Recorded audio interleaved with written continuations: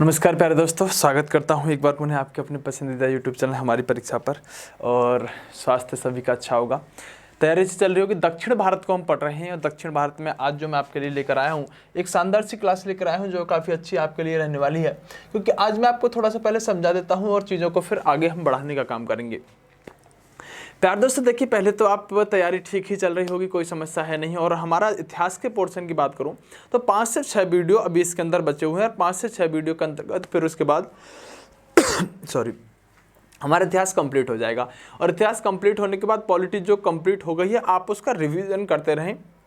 मैंने कंप्लीट कर दिया है। कंप्लीट करने का मतलब होता है कि आपकी तरफ से कंप्लीट तब होगी तब आप उसे एक बार पूरी तरह से रिवाइज कर लेंगे और किताब जो भी आपके पास है उससे आप पढ़ के कोई भी डाउट आपका बचना नहीं चाहिए, ऐसी मैं उम्मीद करता हूं। तो प्यारे दोस्तों, सबसे प्रमुख बात रहने वाली है आज की वीडियो में। आज की वीडियो की अगर हम बात करें तो प्यारे दोस्तों, मैंने आपको कुछ चीजें समझाई थी। जैसे कि मैंने आपको बताया होगा कि हमने जो मौर्य वंश पढ़ा था, इस मौर्य वंश के अंतर्गत मैंने आपको यहाँ 3 प्रमुख शासकों के बारे में बताया होगा। एक शासक हुए थे यहाँ पर चंद्रगुप्त मौर्य, और दूसरे शासक जैसे कि मैंने आपको बता ही दिया होगा, चंद्रगुप्त मौर्य के अलावा जो दूसरे शासक हुए थे उनके बारे में मैंने कहा होगा कि एक शासक है जिनका नाम है यहाँ पर बिंदुसार, और दूसरे जो इसके बाद भी अगर शासक हुए हैं तो एक शासक यहाँ पर इनके बाद होते हैं जो नाम होता है अशोक। यानी 3 शासक तो प्रमुख रूप से मौर्य काल के होते हैं जो आपको याद रखने ही रखने होते हैं। ये 3 शासक प्रमुख हैं जो मौर्य वंश के अंतर्गत हम पढ़ने का काम करते हैं। अब प्यारे दोस्तों, आज जो हम पढ़ने वाले हैं, आज हम पढ़ने वाले हैं मौर्य उत्तर भारत के इतिहास को। यानी मौर्य उत्तर भारत के इतिहास का मतलब क्या है? तो मौर्य उत्तर भारत के बाद का इतिहास के मतलब यह सिर्फ इतना है कि जब हमने देखा कि जब हमने चंद्रगुप्त मौर्य या फिर कहें बिंदुसार या अशोक को पढ़ना शुरू किया, तो जो इसके बाद अशोक तक तो सारी चीजें ठीक थी, लेकिन अशोक के बाद अगर हम बात करें, अशोक के बाद के शासकों की अगर हम बात करें तो अंतिम शासक मौर्य वंश के जो हुए वह यहां पर बृहद्रथ हुए। कौन? बृहद्रथ अंतिम शासक थे। किसके? मौर्य वंश के ये अंतिम शासक रहने वाले होते हैं। तो प्यारे दोस्तों, यहां पर समझने वाली बात एक है कि जब चंद्रगुप्त मौर्य जो थे कि प्रतापी शासक थे, अच्छे शासक थे मौर्य वंश के, बिंदुसार भी यहां पर अच्छे शासक रहे, अशोक ने काफी साम्राज्य विस्तार मौर्य वंश के अंतर्गत किया था। लेकिन अशोक के बाद के जो शासक थे ना, वो यहां पर कमजोर शासक उभर कर सामने आए थे। यानी उतने प्रतापी नहीं थे, उतने साम्राज्य विस्तार नीति को यहां पर परिपक्व करने वाले व्यक्ति नहीं थे। उतना अशोक के बाद के जितने भी शासक हुए हैं मौर्य काल के, वो सारे के सारे एकदम से खत्म तरह के शासक हुए हैं। अब प्यारे दोस्तों, आपको एक बात और समझनी होगी जो कि आप अच्छी तरह से जानते होंगे कि अगर आप बात करें चंद्रगुप्त मौर्य या फिर मौर्य वंश की हम बात करें, तो मौर्य वंश के जो यहां पर शासक हुए हैं वो एक धर्म को बढ़ावा देने का काम करते हैं, बौद्ध धर्म को। यानी बौद्ध धर्म के प्रचार प्रसार के लिए आपने देखा होगा कई जगह ये अपने बच्चों को भेजने का काम करते हैं, खुद भी बहुत सारे प्रयास करते हैं जब बौद्ध धर्म को बढ़ाने का ये काम कर रहे होते हैं मौर्य काल के शासक। लेकिन प्यारे दोस्तों, जो आज हम पढ़ने वाले हैं, आज हम मौर्य उत्तर काल को पढ़ने वाले हैं। मौर्य उत्तर काल का मतलब होता है कि जब मौर्य के शासक या मौर्य वंश जब शासन कर रहा था, इन वंश के बाद जो शासक आए हैं उन्हीं को हम मौर्य उत्तर वंश या मौर्य उत्तर वंश के शासक कहते हैं। मतलब कि चंद्रगुप्त मौर्य, बिंदुसार, अशोक की चीजें ठीक थी यहां तक, लेकिन इससे आगे के कमजोर शासक और इन सबको हटा के जो अगले वंश यहां पर स्थापित होंगे, उन्हीं अगले वंशों को यहां पर मौर्य उत्तर भारत के वंश कहेंगे। अब प्यारे दोस्तों, दूसरी बात ये समझनी है, जैसे कि मैंने कहा कि ये मौर्य वंश के शासक जो थे ये बौद्ध धर्म को काफी बढ़ावा देने का काम करते थे, बौद्ध धर्म के बारे में ही सारा कुछ सोचने का काम करते थे। लेकिन उसी समय क्या हुआ, जब ये बौद्ध धर्म को बढ़ावा दे रहे थे, इसके प्रचार प्रसार पर कुछ प्रमुख रूप से ही ध्यान दे रहे थे, उसी समय होता क्या है कि जो ब्राह्मण वंश होता है, वो ब्राह्मण वंश के कुछ शासक सोचते हैं कि क्यों ना इसे बौद्ध धर्म को साइड में हटाकर हम अपना वंश पुनः एक बार स्थापित करने की कोशिश करें और ब्राह्मण वंश को आगे बढ़ाने का काम करें। तो जो मौर्य उत्तर काल को आप पढ़ना शुरू करते हैं, इस मौर्य उत्तर काल में आपको पढ़ने ही कौन होते हैं? उन ब्राह्मण वंशों को पढ़ना होता है जिन्होंने मौर्यों के बाद शासन करने का काम किया, और आज आपको यही पढ़ना होगा। यानी कि जो बृहद्रथ आप देख रहे हैं, इस बृहद्रथ की हत्या इसी का एक सेनापति कर देता है जिसका नाम होता है पुष्यमित्र शुंग। क्या होता है? इसी का नाम होता है पुष्यमित्र शुंग। यानी कि पुष्यमित्र शुंग नाम का व्यक्ति जो कि बृहद्रथ की हत्या कर देता है, और बृहद्रथ की हत्या करने के बाद मौर्य उत्तर काल का यहां पर इतिहास शुरू हो जाता है। और यह पुष्यमित्र शुंग जब बृहद्रथ की हत्या करता है, तो बृहद्रथ की हत्या करने के बाद मौर्य काल खत्म होता है, और शुरू होता है शुंग वंश। यानी शुंग वंश जो शुरू हुआ है उसकी स्थापना पुष्यमित्र शुंग ने की है, और पुष्यमित्र शुंग ने इसकी स्थापना कुछ इस तरह से की है कि बृहद्रथ जो मौर्य वंश का अंतिम शासक था, इसकी हत्या करने के बाद शुंग वंश की नींव रखी है। और शुंग वंश की नींव जो रखी गई है वो 185 बीसी में, कब 185 बीसी में इसकी नींव रखे जाने का काम किया जाता है। आपसे प्रश्न क्या क्या बनेगा, यहां से प्रश्न पर एक बार गौर फरमाइएगा। आपसे प्रश्न पूछ सकता है कि बृहद्रथ के बाद बृहद्रथ की हत्या किसने की, पहला प्रश्न सामान्य से बन सकता है। आप कहेंगे पुष्यमित्र शुंग ने, क्योंकि पुष्यमित्र शुंग चाहता था कि ब्राह्मण वंश इस बौद्ध धर्म को पीछे छोड़ते हुए आगे बढ़े, इसलिए पुष्यमित्र शुंग ने बृहद्रथ की हत्या की। और बृहद्रथ की हत्या करने के बाद पुष्यमित्र शुंग खुद यहां पर गद्दी पर बैठने का काम करता है। पुष्यमित्र शुंग ने ही अपने नाम के ही आधार पर, आपको याद हो जाएगा कि शुंग वंश की स्थापना करने का काम किया, और शुंग वंश की स्थापना इसने मौर्य काल के अंतिम शासक बृहद्रथ को मार के यहां पर इसकी स्थापना करने का काम किया है। तो अब आपको क्या ध्यान रखना है कि मौर्य उत्तर काल को हमें पढ़ना है, जिसमें पहला वंश होगा शुंग वंश। और शुंग वंश ही नहीं, हम जो मौर्य उत्तर काल पढ़ने के लिए आगे बढ़ रहे हैं इसमें आप ब्राह्मण वंशों को पढ़ेंगे। किसको? ब्राह्मण वंशों को पढ़ेंगे। और ब्राह्मण वंशों में कई बार ऐसे ही प्रश्न पूछ लिया जाता है कि निम्नलिखित में से कौन सा ब्राह्मण वंश नहीं है। तो आप ध्यान रखेंगे कि जो आज मैं वंश पढ़ाने वाला हूं वो सभी सभी ब्राह्मण वंश होंगे, चाहे चेदी वंश हो, चाहे सातवाहन वंश हो, चाहे सिमुक वंश हो, चाहे कंडम वंश हो, ये सारे के सारे ब्राह्मण वंश रहते हैं। तो ऐसे भी प्रश्न बना है कई बार कि निम्नलिखित में से कौन सा ब्राह्मण वंश नहीं है। तो आप ध्यान रखिएगा कि आज सारे के सारे हम मौर्य उत्तर काल के ब्राह्मण वंशों को पढ़ने का काम करेंगे कि आखिरकार मौर्य के बाद किस किस ब्राह्मण ने शासन करने का काम किया। यह बात तो समझ में आ गई होगी कि पुष्यमित्र शुंग ने शुंग वंश की स्थापना कर दी है। अब जरा आगे बढ़ने का काम करते हैं और जानते हैं उन अन्य प्रश्नों को जो आपके परीक्षा के पॉइंट ऑफ व्यू से बड़े महत्वपूर्ण रहते हैं। जब पुष्यमित्र शुंग ने अपनी यहां पर शुंग वंश की स्थापना की बृहद्रथ को मार के, तो सबसे पहले इसके दिमाग में एक विचार आया कि मैं अपनी राजधानी को किसी ऐसी जगह पर बनाता हूं जो मेरे लिए राजनीतिक रूप से और प्रशासनिक रूप से एकदम से सुरक्षित हो। तो पुष्यमित्र शुंग ने, या फिर यूं कहें कि शुंग वंश की राजधानी कहां थी, तो आप कहेंगे कि अपनी राजधानी इन्होंने विदिशा में रखी। कहां पर? विदिशा में अपनी राजधानी रखी। और शुंग वंश के दरबार में ही जो पतंजलि हुआ करते थे, ये शुंग वंश के दरबार में ही रहने का काम करते थे। और कई यज्ञ इन पतंजलियों के माध्यम से यहां शुंग वंश के शासकों ने कराने का काम किया है। तो प्रश्न जो बनता है वो ये बनता है कि पतंजलि किस शासक के या किस वंश के समकालीन थे। तो आप कहेंगे कि शुंग वंश के, या कहें कि पुष्यमित्र शुंग के समकालीन पतंजलि हुआ करते थे, जिन्होंने इनकी सहायता से शुंग वंश के अंतर्गत कई यज्ञों को कराने का काम किया गया था। एक बेहतरीन सा प्रश्न बनता है प्यारे दोस्तों, जब पुष्यमित्र यहां पर शासन करने का काम कर रहे होते हैं उसी समय हिंदू यूनानी या इंडो ग्रीक शासक होता है जिसका नाम होता है मिनांडर। ये मिनांडर नाम का व्यक्ति जिस समय पुष्यमित्र शुंग या फिर शुंग वंश शासन कर रहा है भारत पर, उसी समय मिनांडर नाम के व्यक्ति को लगता है कि क्यों ना मैं भारत पर एक बार आक्रमण करता हूं, क्योंकि आप जानते हैं भारत पर बहुत सारे लोगों ने, सिकंदर जैसे लोगों ने शासन अभी किया ही था, मैंने इससे पहले पढ़ाया है। तो मिनांडर के मन में भी आता है कि क्यों ना मैं भी एक बार आक्रमण करता हूं, और मिनांडर भारत पर आक्रमण करता है। और उस समय भारत पर शासन कौन कर रहा है? पुष्यमित्र शुंग कर रहे हैं। शुंग और मिनांडर के बीच में युद्ध होता है और पुष्यमित्र शुंग इस मिनांडर को हरा देते हैं। और आपके लिए एक ऑब्जेक्टिव टाइप का प्रश्न बनता है कि मिनांडर को किसने हराया? मिनांडर जो हिंदू यूनानी शासक था, इसको पराजित करने का काम भी पुष्यमित्र शुंग ने किया था। और पुष्यमित्र शुंग एक अच्छे शासक माने जाते हैं क्योंकि इन्होंने मिनांडर को हराया था, जो अपने आप में एक बेहतरीन प्रश्न होता है कि मिनांडर को किसने हराया। आप ध्यान रखिएगा, गलत नहीं हो जाना चाहिए प्रश्न, क्योंकि मैंने आपको बताया है कि यह प्रश्न बहुत ज्यादा अच्छा बनने वाला प्रश्न है। प्यारे दोस्तों, एक पुस्तक है जिस पुस्तक का नाम है यहाँ पर मालविका अग्निमित्र। मालविका अग्निमित्र की अगर मैं बात करूं तो इसकी रचना करने का काम किसने किया है? तो इसको अच्छी तरह से आप जानते होंगे, कालिदास के द्वारा इसकी रचना की गई है। किसके द्वारा? कालिदास के द्वारा मालविका अग्निमित्र की रचना की गई है।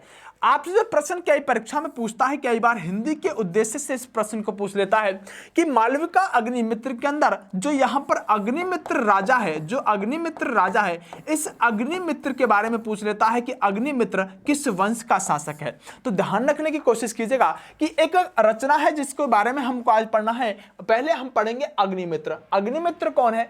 अग्निमित्र है यहाँ पर पुष्यमित्र शुंग का बेटा। अग्निमित्र कौन है? पुष्यमित्र शुंग का बेटा। और इस अग्निमित्र का प्रेम प्रसंग चलता है एक महिला के साथ या एक लड़की के साथ जिसका नाम होता है मालविका। यानी अग्निमित्र पुष्यमित्र शुंग का बेटा होता है और इसका प्रेम प्रसंग हो जाता है मालविका नाम की एक रानी के साथ। और जब मालविका नाम की रानी के साथ यहां पर प्रेम प्रसंग हो जाता है तो यहां पर अग्निमित्र और मालविका के साथ, मालविका का जो प्रेम विवाह हुआ है उस मालविका और अग्निमित्र के प्रेम विवाह का वर्णन कालिदास ने एक पुस्तक के अंतर्गत किया है जो कि यहां पर मालविका अग्निमित्र के नाम से जानी जाती है। तो अग्निमित्र कौन है? अग्निमित्र शुंग वंश का ही शासक है। जब ये प्रश्न पूछा जाता है तो आपसे ऐसे ही पूछा जाता है कि मालविका अग्निमित्र किसकी रचना है? कालिदास की रचना है। मालविका अग्निमित्र में जो अग्निमित्र नाम का शासक है ये किस वंश से संबंध रखता है? तो मालविका अग्निमित्र में जो अग्निमित्र नाम का शासक है ये शुंग वंश से संबंध रखता है और किसका बेटा है? तो आप कहेंगे पुष्यमित्र शुंग का बेटा रहने का काम करता है। शुंग वंश का जो अंतिम शासक हुआ है उसका नाम रहता है देवभूति। इसका नाम क्या रहता है? देवभूति अंतिम वंश का अंतिम शासक होता है जो शुंग वंश का यहां पर शासक बनने का काम करता है। प्यारे दोस्तों, इसके बाद अगर मैं आपसे बात करूं तो इन्होंने क्या किया, शुंग वंश के शासकों ने क्या किया कि स्तूपों में पाषाण की रोलिंग लगवानी शुरू की। अब आप कहेंगे सर स्तूपों में पाषाण की रोलिंग, इसका मतलब क्या है? ये प्रश्न पीसीएस के अंतर्गत पूछा गया प्रश्न है। जरा ध्यान दीजिएगा, इन लोगों ने क्या किया कि अगर मैं बात करूं यहां पर एक स्तूप बना देता हूं और स्तूप के बारे में तो आप सभी लोग अच्छे से जानते होंगे, जैसे कि ये कोई स्तूप होता था, इस पर कोई फ्लैग आदि यहां पर इस तरह से बनाया जाता था। ये जो स्तूप होता था तो जब मौर्य काल की हम बात करें तो मौर्य काल के अंतर्गत इसके आसपास ये रोलिंग करा दी जाती थी, मतलब बाउंड्री टाइप आप समझ लीजिएगा। लेकिन जब मौर्य काल की हम बात करें तो मौर्य काल के अंतर्गत ये रोलिंग जो कराई जाती थी ये लोहे किसके द्वारा की जाती थी? किसके? लोहे के द्वारा कराई जाती थी। लेकिन यहां पर जो प्रश्न बन रहा है, इस प्रश्न पर अगर आप ध्यान दें तो इसका मतलब यह है कि जब शुंग वंश भारत पर शासन कर रहा था तो शुंग वंश के शासकों ने क्या किया कि जो रोलिंग मौर्य काल के दौरान यहां पर लोहे की चादर से कराई जा रही थी उसी रोलिंग को कराना शुंग वंश के शासकों ने भी शुरू किया। लेकिन इस बार जो स्तूपों के आसपास ये रोलिंग कराई जा रही है इसमें इस बार किसका? पत्थरों का प्रयोग किया गया है। किसका? पत्थरों का प्रयोग किया गया है। तो प्रश्न ये कई बार बना है, पीसीएस के अंतर्गत भी बना है कि किसने स्तूपों के आसपास लोहे या पाषाण यानी कि पत्थर या पाषाण की रोलिंग कराने का काम किया, उसकी बाउंड्री टाइप कराने का काम किया? तो आप कहेंगे कि शुंग वंश के शासकों ने ही यहां पर पत्थरों के या पाषाण की रोलिंग कराने का काम स्तूपों के आसपास किया है। यह शुंग वंश के शासकों के द्वारा ही कराया गया काम था। इसके अलावा वैष्णव धर्म के उत्थान का काल इसे कहा जाता है। वैष्णव धर्म का ही मतलब होता है ब्राह्मणों से, वैष्णव धर्म का मतलब होता है ब्राह्मणों से। तो ब्राह्मणों के उत्थान का काल इसे इसीलिए कहा जाता है क्योंकि मैंने बताया होगा पुष्यमित्र शुंग खुद एक ब्राह्मण थे। उसके बाद प्यारे दोस्तों देखिए मनुस्मृति, आप अच्छी तरह से जानते हैं कि मनुस्मृति के बारे में बहुत सारी चीजें चर्चित रहती हैं और मनुस्मृति की रचना जो की गई है वह शुंग वंश के अंतर्गत ही की गई है। यानी कि मनुस्मृति जब लिखी गई है, मनुस्मृति लिखी जाते समय शुंग वंश भारत पर शासन कर रहा था। आपको यह बात अच्छी तरह से पता होनी चाहिए। उसके बाद अगले शासक जो आता है वह आता है कंडव वंश। तो अभी आपने कौन सा वंश पढ़ा? आपने अभी तक पढ़ा एक वंश जिसका नाम था शुंग वंश। शुंग वंश के शासक कौन थे? शुंग वंश के शासक थे पुष्यमित्र शुंग। कौन थे? पुष्यमित्र शुंग। पुष्यमित्र शुंग ने किसकी हत्या की थी? तो आप कहेंगे पुष्यमित्र शुंग ने सर बृहद्रथ नाम के एक शासक की हत्या की थी। बृहद्रथ कौन था? तो बृहद्रथ सर मौर्य वंश का अंतिम शासक था। पुष्यमित्र शुंग ने सबसे पहले अपनी राजधानी को कहां परिवर्तित किया? तो पुष्यमित्र शुंग ने अपनी राजधानी को विदिशा बनाया। विदिशा बनाने के बाद अगर मैं बात करूं प्रमुख पॉइंटों की तो सबसे प्रमुख पॉइंट होता है, आपसे प्रश्न पूछेगा कि यह बताइए मिनांडर को किसने हराया? मिनांडर कौन था? एक इंडो ग्रीक या हिंदू यूनानी शासक था। तो मिनांडर को हराने का काम किसने किया? तब आप कहेंगे कि मिनांडर को हराने का काम पुष्यमित्र शुंग ने किया। इसके अलावा अग्निमित्र कौन था? और अग्निमित्र पर ही एक किताब लिखी गई है, मालविका अग्निमित्र। मालविका अग्निमित्र में मालविका एक रानी और अग्निमित्र जो थे यहां पर ये एक शासक रहने का काम करते हैं। इनके विवाह के बारे में, इनके प्रेम विवाह के बारे में मालविका अग्निमित्र में वर्णन किया गया है जो कालिदास के द्वारा लिखी गई पुस्तक है। उसके अलावा स्तूपों पर जो यहाँ पर पाषाण यानी पत्थरों का रोलिंग कराने का काम जो किया जाता है वह भी यहाँ पर शुंग वंश के अंतर्गत ही किया जाता है। और ये काल जो होता है वैष्णव धर्म के उत्थान का काल होता है, मतलब ब्राह्मणों के इसमें उत्थान करने का काम इसके अंतर्गत किया है। तो ये 2-3 पॉइंट हैं जो आपको प्रमुख रूप से शुंग वंश के अंतर्गत याद रखने हैं। और यहाँ पर शुंग वंश के संस्थापक पुष्यमित्र शुंग, ये सामान्य सा प्रश्न जो हर परीक्षा में पूछा जाता है। आगे आते हैं प्यारे दोस्तों कंडव वंश। और जो कंडव वंश रहने वाला है, इस कंडव वंश पर 2 ही प्रश्न होते हैं। एक तो इसके संस्थापक पूछेगा, इसके संस्थापक का नाम होता है वासुदेव और इसके अंतिम शासक होते हैं सुशर्मा। तो कंडव वंश के शासक यानी संस्थापक के बारे में जब भी पूछेगा तो आप कहेंगे इसके संस्थापक वो हैं वासुदेव। ये प्रश्न सबसे ज्यादा कंडव वंश से पूछा जाने वाला प्रश्न रहता है। इससे आगे अगर प्यारे दोस्तों पढ़े तो जब कंडव वंश शासन कर रहा था तो कंडव वंश प्रश्न इसलिए नहीं बनते क्योंकि ये ज्यादा प्रतापी या फिर साहसी वंश ज्यादा रहा नहीं है। आप अगर जाने तो इसके समय में जो साम्राज्य था वो केवल पाटलिपुत्र तक ही सीमित रह गया था। पाटलिपुत्र मतलब जो बिहार का आदि का क्षेत्र है वहीं तक कंडव वंश के अंतर्गत शासन इनका समट कर रह गया था। इसके अलावा ज्यादा शासन इनका बचा नहीं था। जो प्रमुख इस समय अगला जो वंश आता है उसको कहते हैं सातवाहन वंश। यानी कंडव वंश के बाद एक और ब्राह्मण वंश हम पढ़ते हैं जिसको आप क्या कहोगे, सातवाहन वंश कहोगे। और सातवाहन की स्थापना या संस्थापक सिमुक रहते हैं। तो सैसे सातवाहन और सैसे ही सिमुक होता है। कई बार इस प्रश्न को पूछा गया है कि सातवाहन वंश की स्थापना किसने की, तो आप कहेंगे ये मौर्य उत्तर काल के अंतर्गत आने वाला वंश है। और मौर्यों के बाद इसने वंश ने शासन करने का काम किया है। पुष्यमित्र शुंग के बाद सातवाहन वंश आया और सातवाहन वंश की स्थापना सिमुक नाम, सातवाहन वंश के जो स्थापना करने का काम किया है वो सिमुक नाम के यहां पर शासक ने करने का काम किया है। अगर बात करें राजधानी तो सातवाहनों ने अपनी राजधानी को प्रतिष्ठान यानी कि महाराष्ट्र में बनाने का काम किया। और आपसे कई बार यह प्रश्न पूछा जाता है कि किस मौर्य उत्तर काल के ब्राह्मण शासक ने अपनी राजधानी को कृष्णा गोदावरी क्षेत्र में बनाया, तो आप ध्यान रखिएगा जो प्रतिष्ठान महाराष्ट्र में पड़ता है ये कृष्णा गोदावरी क्षेत्र के अंतर्गत अपनी राजधानी को बनाने का काम सिमुक यानी सातवाहनों ने अपनी राजधानी कृष्णा गोदावरी नदी क्षेत्र में अपनी राजधानी को जो कि प्रतिष्ठान थी महाराष्ट्र के अंदर वहां इसको बनाने का काम किया था। अगर प्यारे दोस्तों सातवाहनों के बारे में हम आगे बात करें तो सातवाहनों ने क्या किया कि सातवाहनों ने सबसे पहले ब्राह्मणों भिक्षुकों को भूमि दान देने की प्रथा आरंभ की। मोस्ट इंपोर्टेंट प्रश्न होता है प्यारे दोस्तों ये कि किसने सबसे पहले ब्राह्मणों को भूमि दान या ऐसे भी पूछे भूमि दान देने की प्रथा किसने शुरू की, तो सातवाहनों ने शुरू की। क्योंकि नानाघाट अभिलेख से हमें यह पता चलता है कि भूमि दान देने का काम, भूमि का टुकड़ा, जैसे कि देखो मैं बताता हूं क्योंकि इसके अंदर एक है सामंत व्यवस्था। ये सामंत व्यवस्था की जो देन है ना ये भी सातवाहनों की है। और ये प्रश्न पूछा जाता है कि सामंत व्यवस्था किसकी देन है, तो आप कहेंगे सामंत व्यवस्था जो है यहाँ पर वो प्रमुख रूप से सातवाहनों की देन है। और किस तरह से इन्होंने प्रारंभ किया था यहाँ पर सामंत व्यवस्था और किस तरह से भूमि दान देने की प्रथा को आरंभ किया था। देखिए जो यहाँ पर सातवाहन थे ना वो सातवाहन क्या करते थे कि मानो किसी को दान देना है तो भूमि का छोटा सा टुकड़ा उसको दान में दे दिया, भूमि का छोटा सा टुकड़ा उसको दान में दे दिया। अब किसी इसके बराबर में किसी और की यहां पर भूमि आ रही थी किसी राजा की, उसने ये वाला भी इसी को दान में दे दिया, तीसरे राजा ने इसको ये वाला क्षेत्र दान में दे दिया और चौथे वाले ने यहां पर दान में दे दिया। इस तरह दान पाकर एक व्यक्ति यहां पर एक बहुत लंबा क्षेत्र यहां पर अर्जित कर लेता था।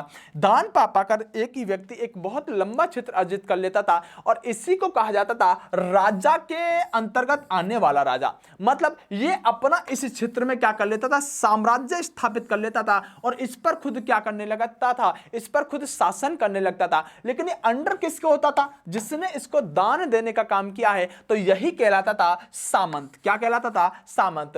तो भूमि दान देने का काम जो शुरू किया है सातवाहनों ने शुरू किया है और यही व्यक्ति जो यहां पर शासन करने का काम करेगा यही सामंत कहलाएगा। तो सामंत व्यवस्था किसकी देन है, आप कहेंगे सातवाहनों की देन है सामंत व्यवस्था। और धीरे धीरे इसी को कहा जाता था राजा के अंदर आने वाला वाला राजा। उम्मीद करता हूं अच्छे से ये बात आपको समझ में आएगी। सातवाहनों ने ही सबसे पहले कुछ सिक्के चलाए थे, सीसा के सिक्के, चांदी के सिक्के, कांसे आदि के सिक्के चलाने का काम किया। लेकिन आपसे अगर पूछा जाए सातवाहनों ने किसके सिक्के चलाए, तो ध्यान रखेंगे आप कहेंगे सैसे सातवाहन और सैसे शीशे के सिक्के। सबसे ज्यादा सिक्के जो चलाने का काम किया सातवाहनों ने, वो किसके सिक्के चलाने का काम किया? सबसे ज्यादा सातवाहनों ने शीशे के सिक्के चलाने का काम किया। तो उम्मीद रखिएगा कि यह प्रश्न भी पूछा जाता है कि शीशे के सिक्के सबसे पहले किसने चलाए? आप कहेंगे सातवाहनों के द्वारा शीशे के सिक्के चलाए गए। अगर प्यारे दोस्तों कला की बात करें तो देखिए कला में तो कुछ खास है नहीं। काल्य चैत्य ब्राह्मी लिपि का प्रयोग किया गया है, अमरावती कला का विकास हुआ है। ये बस छोटा सा पॉइंट है, आप इसे चाहो तो याद रख लीजिएगा, लेकिन उतना महत्वपूर्ण आपके इसके एग्जाम के दृष्टिकोण से नहीं है। प्यारे दोस्तों उसके बाद एक वंश आता है चेदी वंश। कौन सा? चेदी वंश। और चेदी वंश को एक और नाम दिया जाता है महामेघवाहन वंश। क्या? महामेघवाहन वंश के नाम से ही चेदी वंश को जाना जाता है। देखिए अशोक की मृत्यु के बाद कलिंग पुनः स्वतंत्र हो जाता है, क्योंकि आपको पता होगा कि कलिंग को जीतने का काम किसने किया था? अशोक ने कलिंग युद्ध लड़ा था। सबसे महत्वपूर्ण युद्ध था उसके जीवन का, जिसका उल्लेख उसके 13वें शिलालेख के अंतर्गत मिलता है। तो जब अशोक की मृत्यु होती है तो कलिंग उसके बाद पुनः स्वतंत्र हो जाता है। और जब कलिंग स्वतंत्र हुआ तो कलिंग में चेदी वंश के प्रमाण, कलिंग चेदी वंश के प्रमाण हाथीगुम्फा अभिलेख यानी उड़ीसा से मिलते हैं। देखिए जब अशोक की मृत्यु हुई तो अशोक की मृत्यु होने के बाद जब कलिंग एक बार स्वतंत्र हुआ तो उसी कलिंग पर एक बार एक नए वंश ने स्थापना की, वही वंश कहलाता है चेदी वंश। यानी अशोक की मृत्यु के बाद जो कलिंग पर शासक बनकर उभरे हैं वह दरअसल चेदी वंश के शासक थे। और इस बात की जो हमें जानकारी मिलती है वो हमें यहां पर हाथी गुफा अभिलेख जो उड़ीसा से प्राप्त हुआ है, इससे हमें इस चेदी वंश के बारे में प्रमाण मिलते हैं कि अशोक की मृत्यु के बाद जो कलिंग पर यहां सत्ता स्थापित की है वो चेदी वंश के शासकों ने की है। इन चेदी वंश के शासकों ने क्या किया? इस वंश का सबसे प्रतापी शासक जो हुआ है, इस वंश का सबसे प्रतापी शासक जो हुआ है वह यहां पर खारवेल हुआ है। कौन? सबसे ज्यादा प्रतापी शासक चेदी वंश का कौन हुआ है? खारवेल हुआ है। और इस खारवेल को इसलिए प्रतापी कहा जाता है क्योंकि इसने क्या किया कि इसने मगध पर आक्रमण कर दिया। क्योंकि आप अच्छी तरह से जानते हैं कि मगध का ही शासक कभी यहां पर मौर्य वंश का अशोक हुआ करता था, उसने कभी कलिंग पर आक्रमण किया था। लेकिन जब चेदी वंश का शासक जब खारवेल आया तो इस खारवेल ने मगध पर आक्रमण किया। आपको क्या लग रहा है? ये दरअसल अशोक के द्वारा किए गए कलिंग पर आक्रमण के बदला लेने के उद्देश्य से मगध पर शासन करता है खारवेल। और इसने देखिए किया भी, करने के बाद क्या किया कि शीतलनाथ की एक मूर्ति हुआ करती थी। इस शीतलनाथ की मूर्ति को खारवेल यहां मगध से ले जाकर अपने कलिंग के अंदर ले जाकर रख देता है। ये शीतलनाथ की मूर्ति इसलिए महत्वपूर्ण थी क्योंकि इसको किसी समय महापद्मानंद ने कलिंग से लूटा था। अब इस बात को समझने की कोशिश कीजिएगा कि जो शीतलनाथ की मूर्ति है ये जैन धर्म से संबंध रखने वाली एक मूर्ति हुआ करती थी। और इसको जब महापद्मानंद ने, जो नंदवंश का शासक था, जब इसने यहां पर इस मूर्ति को, यानी कि इसने एक बार इस मूर्ति को, शीतलनाथ की मूर्ति को जीतने का काम किया था और खारवेल से ये मगध ले गया था। कौन? महापद्मानंद। लेकिन खारवेल ने क्या किया? कलिंग से ये ले गया था मगध। और उसके बाद क्या किया खारवेल ने कि खारवेल ने एक बार फिर बहुत समय बाद मगध पर आक्रमण किया। और मगध पर आक्रमण करने के बाद शीतलनाथ की मूर्ति को एक बार पुनः मगध से कलिंग ले जाने वाला जो शासक रहा है वही यहां पर खारवेल रहा है। उम्मीद करता हूं कि आपको चेदी वंश के बारे में अगर प्रश्न पूछा जाता है तो इस शीतलनाथ की मूर्ति से बहुत अच्छे प्रश्न आगे बनते रहते हैं। ये आपको अपने दिमाग के अंतर्गत सेट रखना होगा। मैं जो यहां पर एक पॉइंट ढूंढ रहा था वह यही पॉइंट था, आपको यह बताना आवश्यकता, इसलिए मैं इस पर दोबारा आया हूं। सातवाहन संभवतः मात्र सत्ता आत्मक थे, यानी कि जो सातवाहन वंश था ये प्रमुख रूप से ऐसा माना जाता है कि इनकी जो परिवार हुआ करता था वो मात्र सत्तात्मक हुआ करता था, परंतु राजा जो हुआ करता था ये पितृ सत्तात्मक हुआ करता था। दरअसल सातवाहन वंश का एक प्रतापी राजा हुआ है जिसका नाम था गौतमी पुत्र सतकर्णी। क्या नाम है? गौतमी पुत्र सतकर्णी।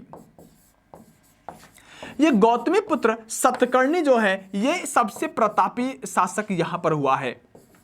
और आपको ध्यान रखने वाली बात ये होगी कि जो गौतमीपुत्र सतकर्णी है, इसमें जो गौतमी नाम लग रहा है, ये सतकर्णी की माता का नाम है। इस बात से उल्लेख किया गया है कि ये जो समाज हुआ करता था ये मात्र सत्तात्मक हुआ करता था, क्योंकि पहले माता का नाम लगाया जा रहा है। इसका मतलब है कि निश्चित रूप से समाज जो होगा वह मात्र सत्तात्मक होगा। लेकिन राजा और प्रशासनिक कार्य की बात करें तो वह पिता सत्रात्मक रहने वाला था, यानी वहां पर पिता की अधिक चलने वाली रहती थी। तो यह पॉइंट आपको ध्यान रखना होगा। गौतमीपुत्र सतकर्णी यहां पर सातवाहनों के प्रमुख शासक रहे और इन्होंने भी यहां पर सातवाहन के साम्राज्य विस्तार में काफी कार्य करने का काम किया है। तो प्यारे दोस्तों, ब्राह्मण वंश थे। आपसे पूछा जा सकता है कि यह बताइएगा निम्नलिखित में से कौन सा ब्राह्मण वंश नहीं है। जैसे कि आपको दे देगा एक चेदी वंश दे देगा, एक सातवाहन वंश दे देगा, एक सिमुक वंश दे देगा और एक और कोई वंश डालकर दे देगा। पूछेगा कौन सा ब्राह्मण वंश है या मौर्योत्तर काल के बाद कौन सा यहां पर वंश रहने वाला है। तो इन पर एक एक दो ऑब्जेक्टिव कभी कभी आते रहते हैं, तो वो आपको पता होना चाहिए। जैसे मिनांडर को किसने हराया, शुंग वंश की स्थापना किसने की, कंडव वंश जो था ये कहां पर शासन करता था, इसके बारे में थोड़ा थोड़ा आपको पता होना चाहिए। और अगर आप इतना पता कर लेते हैं तो आपको परीक्षा में बहुत ज्यादा सहायता मिलेगी। चलिए, बेस्ट ऑफ लक प्यारे दोस्तों, नमस्कार, जय हिंद, मिलते हैं अगली वीडियो में।